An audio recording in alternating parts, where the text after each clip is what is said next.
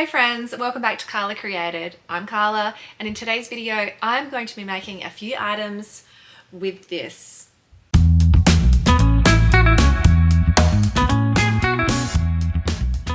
When I was a kid, I was obsessed with this fluffy, furry fabric. I remember my sister and I actually were obsessed. We were always heckling my mother to buy it for us so then we could make stuff with it. Fast forward like 20 something years, here we are, and I'm buying furry fabric for my own daughter to make her a bunch of stuff for her bedroom. Now, there is a bit of a backstory. We were in a shop called Adair's and there was this amazing ottoman floor cushion thing that was white and purple, and it was so cool. She was obsessed with it. She was like, "Mom, I want this, I want this." So I said to her, "Hold up, hold the phone, sweetie. Let's go to Spotlight, Mummy's favorite shop, and see if they've got fluffy fabric, remembering my own youth, and I'll make you not just an ottoman, but a floor cushion that has storage as well." So that's what I did.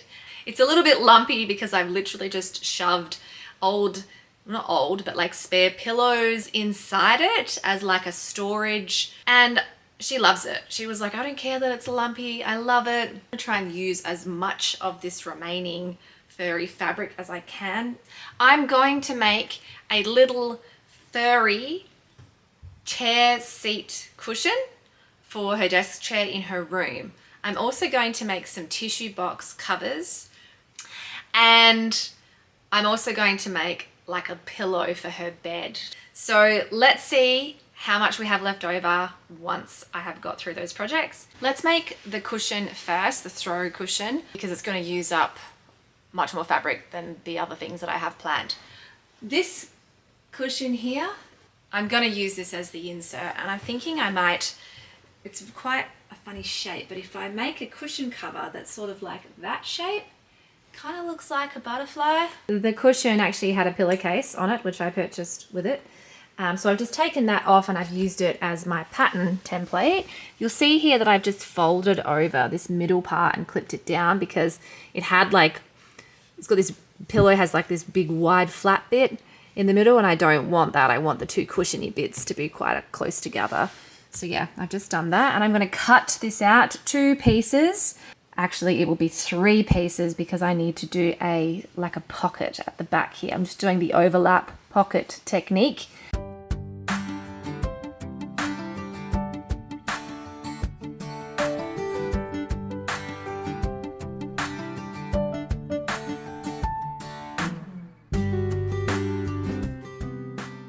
I've just placed the piece that I've cut out, which will be the front. I've just placed it wrong sides facing onto the furry fabric. Now what I'm going to do to get that back sort of pocket opening, I'm going to cut out one side till I get to the middle, so this part here where it dips down. And then I'm going to stop and I'm going to cut probably about 2 inches just straight across, like long ways down and then down. And then this side where I stop, I'll just clip that, so it's a marker, and I'll cut that out as like its own separate piece with the seam allowance down the middle. Basically, you are just cutting an extra piece of the pattern template, but you're adding extra sort of seam allowance for the pocket opening at the back by cutting this bit into 2 with seam allowance on this shorter end here. Okay, I'm up on my cutting table now because the floor is covered in fluff. It's covered in fluff. So you'll see that I have the front piece cut out. We also have the 2 backing pieces cut out. So see how they overlap here at the back? What I'm going to do first before I stitch the side seams is just fold this over and just stitch this down, and then I'll do the same with this one just to conceal those raw edges. Now this fabric doesn't fray, which is really good, so I won't need to overlock or anything like that.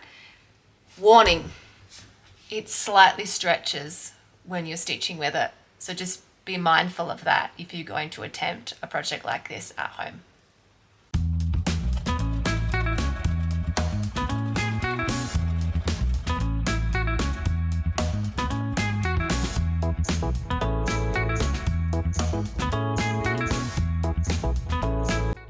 Okay, next up is the chair pad. Now, this was an oddly shaped chair, so I used some tissue paper to create a pattern piece template. And then I cut out the fairy fabric from there with seam allowance, obviously. I then used some scrap wadding that I had in my stash just to thicken up the chair pad a little bit, and you'll see that I've just laid it on top and then cut out the pattern template around it so it was the right size. I clipped all the edges together and left an opening to flip it inside out after I would stitch it around. So very, very straightforward, super easy to do. But what I realized once I had flipped it right way out is that it wasn't quite thick enough just with that wadding alone. So I added in some extra bit of old wadding that I had in my stash just to thicken it up a little bit, and that worked really, really well. And to secure that down so it wouldn't move around inside the chair pad, I just did a few sort of tacking stitches. All that was left to do was stitch closed the opening and the chair pad was done. It was such a simple project and I think it turned out really great. Okay, so we have done the cushion for her bed and the chair cushion, or the chair pad, let's call it. And now I'm moving on to the tissue box covers. Now I'm going to make 2 of these. Now there's multiple ways that you can make a cover for a tissue box, but the method that I'm going to use is essentially creating one piece which goes all the way across the top. So from this side, up, across, and then down. Apologies for the background noise, my husband's baking a cake. Anyway, so that is this measurement here. So I need to cut 9.5 inches by 13 inches. You'll see here I've just made a little line in the top. That's actually in the wrong direction, I think. No, that's correct. This is where the tissues will come out. And I'll show you how to achieve this with a nice clean edge in just a moment. I then also got 2 of each end that I need to cut out. Now I'm going to go ahead and cut all the pieces out to make 2 fluffy tissue box covers, and then I'll show you how to assemble it.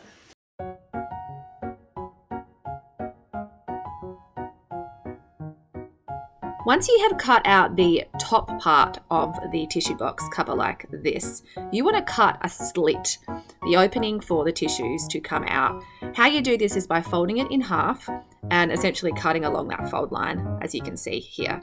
Then put a strip of whatever other fabric that you have, probably not fairy fabric though, just to make it easier for yourself. I've just used a plain cotton bit of scrap, and you're going to pin that over that slit. You will then top stitch around that opening, so then you end up with like a box. This is a bit messy because I was in a rush, but you get the gist. You cut that cotton fabric in line with the slit, the opening, and then poke that fabric through the opening to the underside of the fairy fabric, like so. You then top stitch that fabric down, the cotton fabric down, so then you have a really nice clean opening like this. Post that, all you do is put those 2 ends of the tissue box cover on like so, stitch them down, and that's it. You can hem the bottom, but you don't have to with fairy fabric because it doesn't fray. I'm done with the projects. Let's do a quick recap, shall we? I made the floor cushion, which doubles as pillow and blanket storage.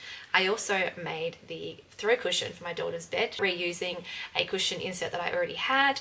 I also made the chair pad for her desk and 2 fairy tissue box covers.